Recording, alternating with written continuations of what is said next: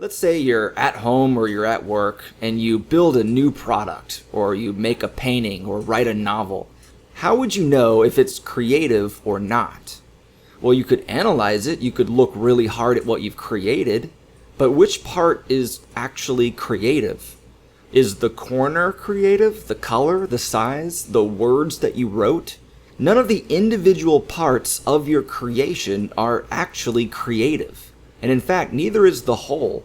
If creativity existed inside of the creation itself, as if it had an aura of creativeness, then anybody who interacted with that creation would deem it creative. So the question is both what and where is creativity?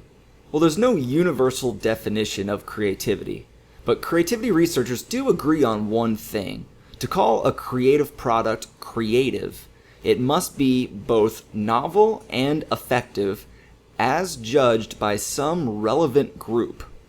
Let's break that down. First, creativity has to be novel. There needs to be some level of originality or uniqueness to it. Artwork that looks like other artwork or products that look like all the other products out there generally aren't considered creative. Second, it's got to be effective. Nobody cares how original or unique something is if it's useless. New products have to be able to satisfy a customer's needs. Scientific theories need to be tested and validated. And an artist needs to be able to elicit strong emotions in his audience.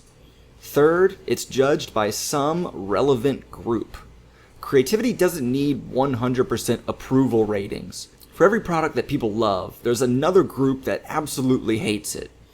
And oddly enough, the size of the outside group has no impact on how creative an idea is.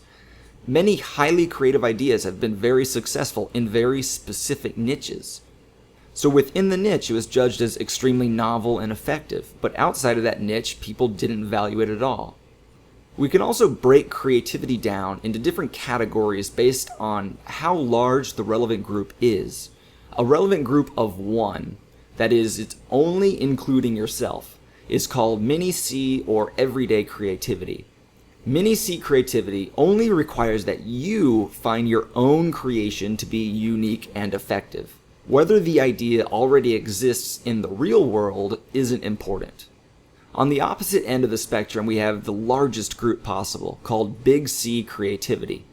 These are ideas that have changed the direction of an industry or have affected all of society.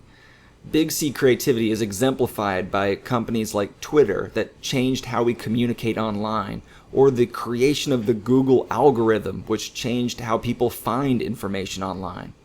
Between mini-C and big C creativity is what is called little c creativity.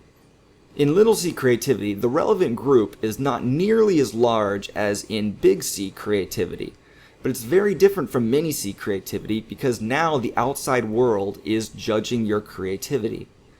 This definition highlights two important concepts of creativity.